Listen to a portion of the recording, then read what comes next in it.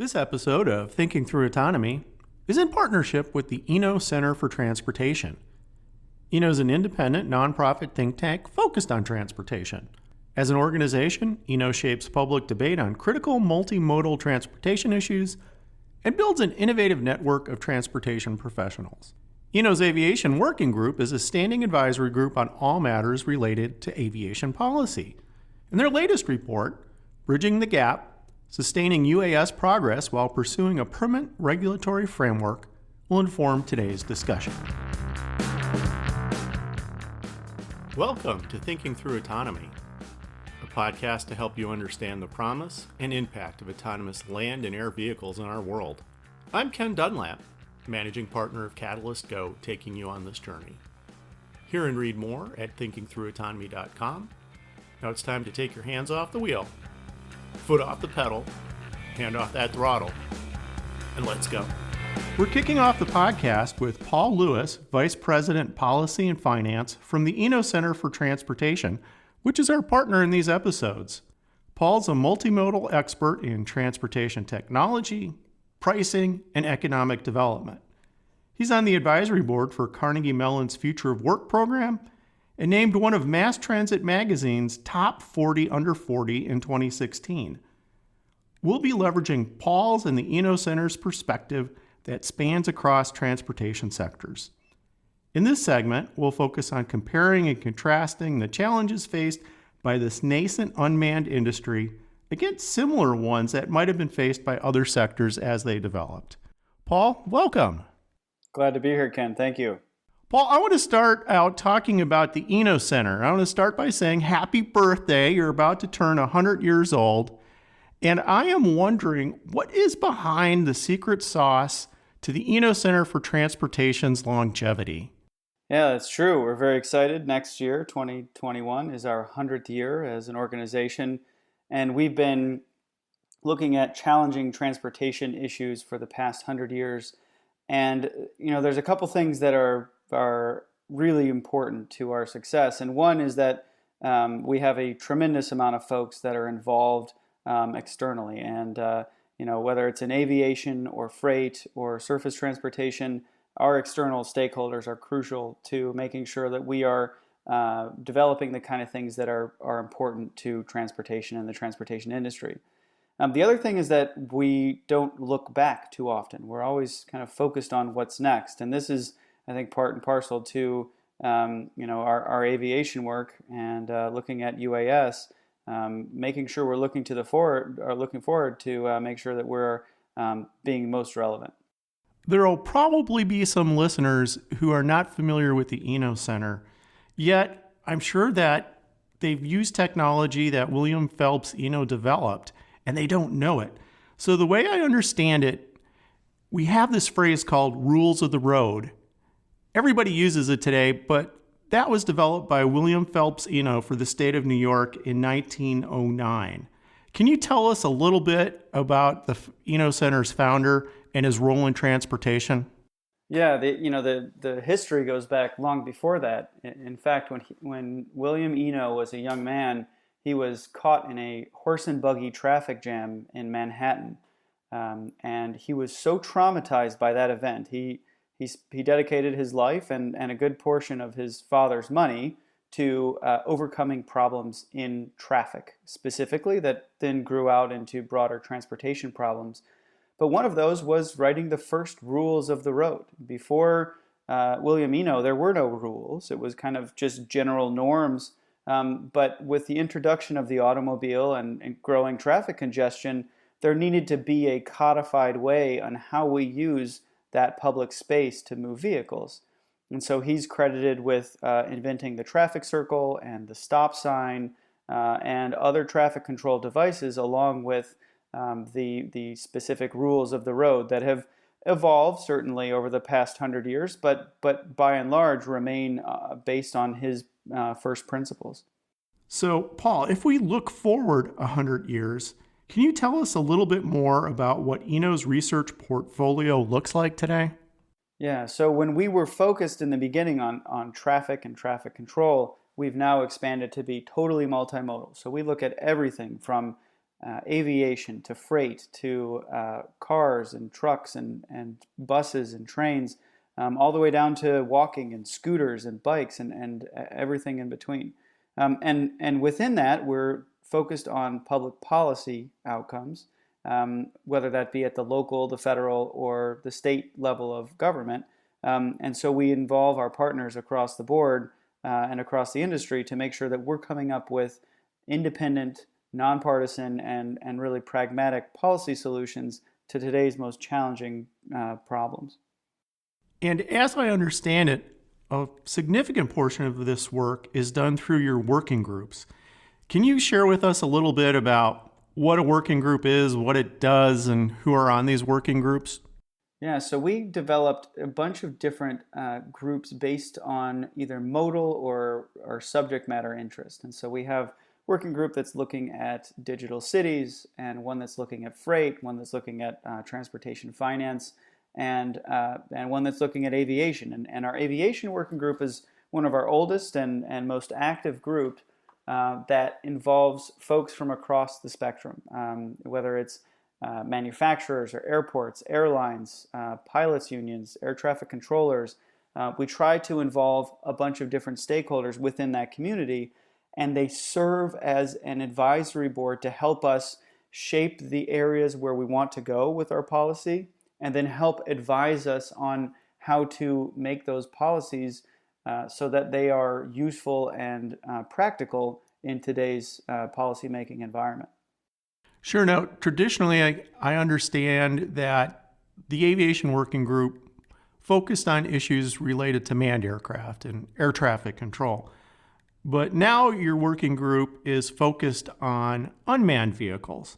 And I'm just wondering where UAS fits within Eno's broader mission.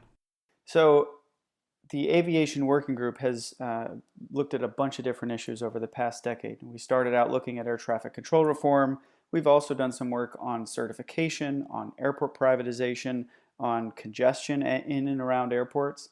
And about 2 years ago, some of the key members of the working group came to us and said, hey, we really think that there's a role that Eno can play in the complex policy issues that surround UAS, both on making sure that they are safe, the actual physical craft, and then creating a system to make sure that those aircraft can fly safely once they're in the air in a very integrated type airspace.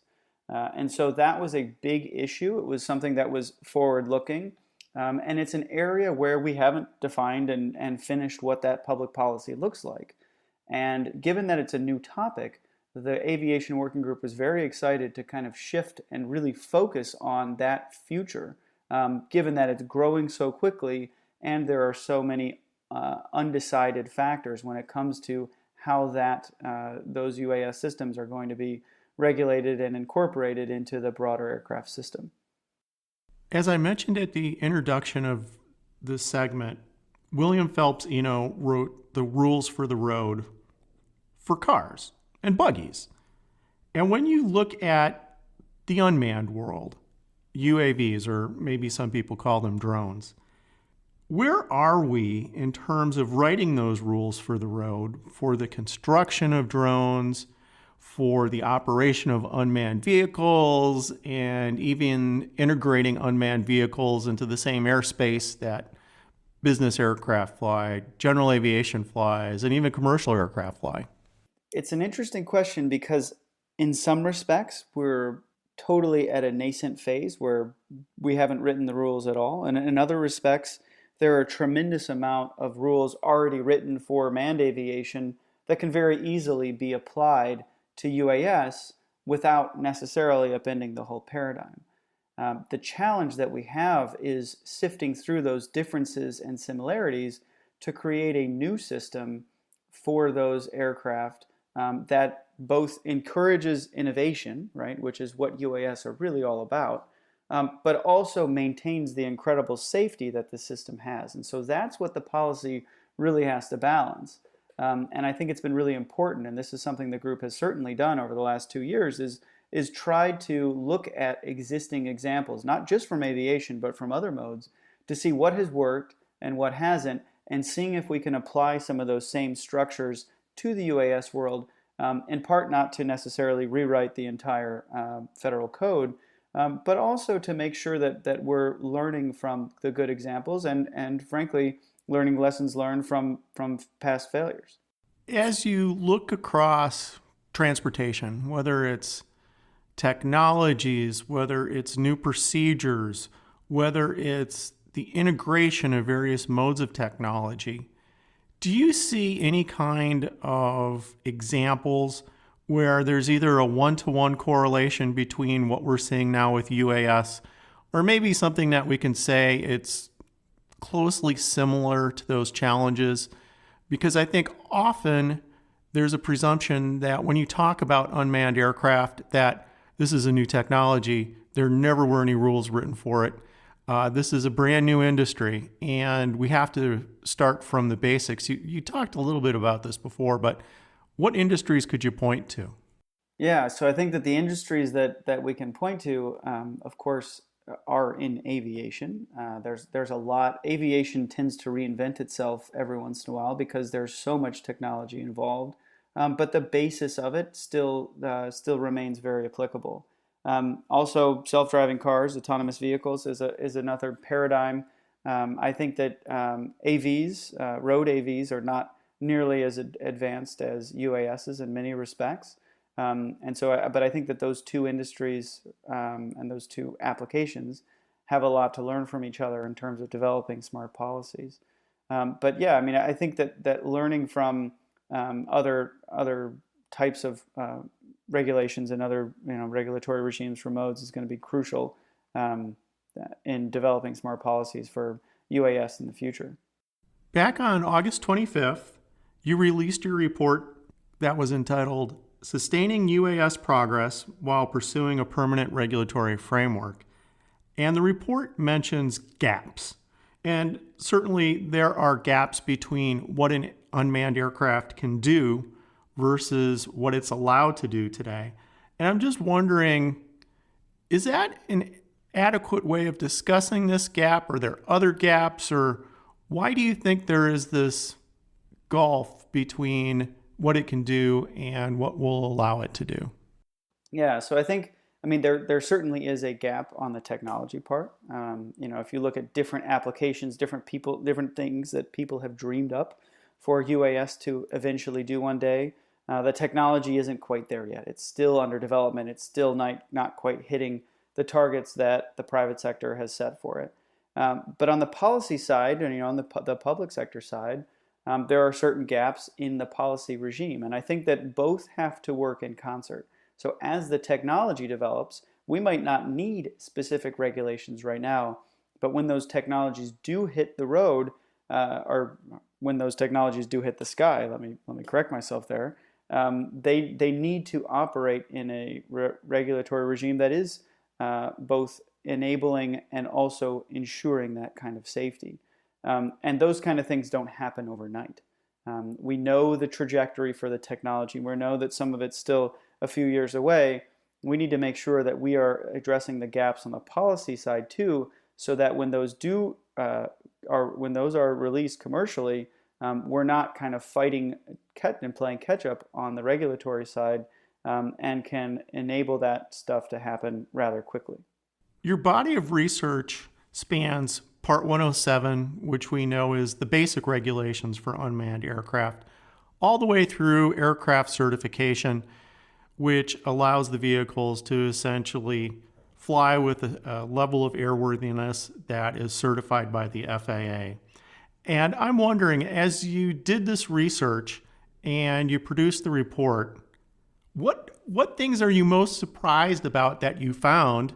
And maybe are there things that you didn't find that you were surprised you didn't notice in the data you collected?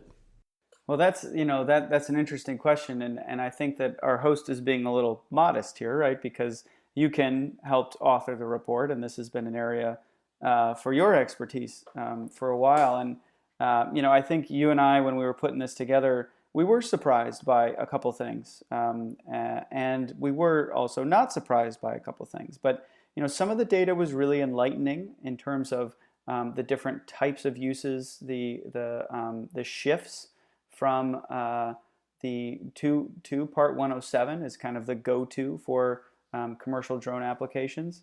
But I think that there's a lot to dig out of the report. I'm actually going to pitch the question back to you, Ken. I'd like to hear some of your thoughts on the surprises and those aspects, given that you were a co-author with me and one who did a huge portion of the work. So I see you're going to put the host in the hot seat. That's right. All right. So I'll tell you the one thing that completely surprises me and will surprise me for probably the next 10 years every time I think back on the work that we did. And it's this. Going into this report, we understood that there are challenges. We understood that there were areas of concern. We understood that there were gaps. And yet, when we went out to the broader unmanned community and we tried to solicit feedback on identification of these gaps, identification of the specific things that stakeholders found in the certification process, there was a great deal of reluctance to supply that kind of information to us. Somebody could say, well, hey, this is survey fatigue. People just don't want to talk to people. We had a suggestion that maybe people think that these obstacles can't be overcome, and doing additional research, pointing these obstacles out won't change anything. And we really had to work really hard to pull these ideas out of data, to pull the ideas out of people. And I think going into this, Paul, I thought it was going to be a whole lot easier in practice than what it turned out to be in reality. Well, I mean, do you think that's fair? Yeah, that's definitely fair. And the other thing that you just reminded me of is that when we were writing up the conclusions and the recommendations, a lot of it was outlining what the future of this work is going to look like, right? There were so many unanswered questions. There were so many things that we came across that really made us realize we have a lot of work to do. It's going to be really foundational in informing the next stage of research that Eno and the Aviation Working Group are going to embark on. So that to me is very exciting. And do you think we can preview some of those future research areas that we found needing more definition out of the original report we wrote? Yeah, so Ken, you and I spent a lot of time talking to folks in the industry and on the working group and outside of it about, based on this research, kind of what's next. And a couple areas became very clear. I thought, one was looking at the safety component a little bit more in depth. What does it take to create a safety culture within the UAS industry? I think that's kind of something that really rang true with a lot of people, making sure we bring not just the standards, but the culture, the mentality, the approach to safety from the bottom up, from the users to the manufacturers, all the way up to the regulators, to make sure that this is something that so that safety is not something that stalls this industry in the future. There's also, I think, a need for some structures for groups like law enforcement. How do we control these UAS in the airspace, and who has responsibility? Right now, the Federal Aviation Administration controls everything in the air that's from the tips of the grass up to the edge of space. And if a law enforcement official needs to take down or deal with some kind of drone, they don't necessarily have the authority to do so. And so what does a new paradigm for local law enforcement look like? That's a big question. We also talked to folks about UTM, our UAS traffic management systems. There are a ton of different proposals out there. There's a bunch of different technologies on which those are based, but there's not a consensus as to which one should be the appropriate one moving forward. And what does that look like? Who pays for it? How does it operate? Those are big questions that I think that this group and Eno can tackle in the next couple years, and certainly something we want to stay involved in.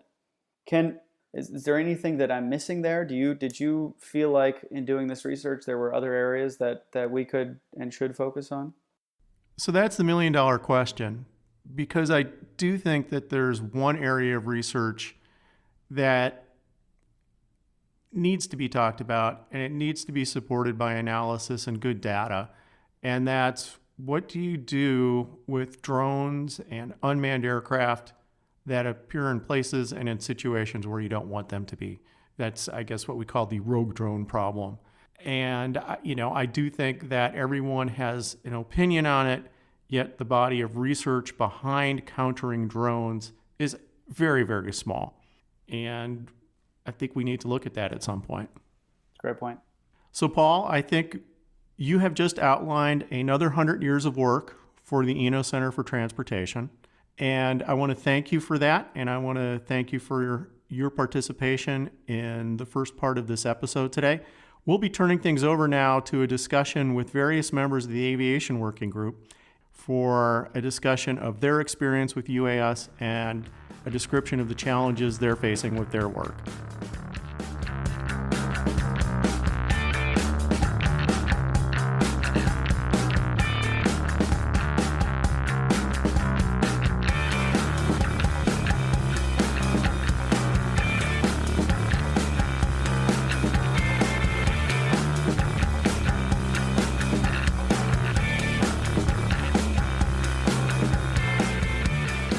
This podcast is edited by Piper Creative. Piper works with startups, Fortune 500 companies, and everyone in between to produce podcasts, YouTube videos, and compelling digital media. Learn more at pipercreative.co.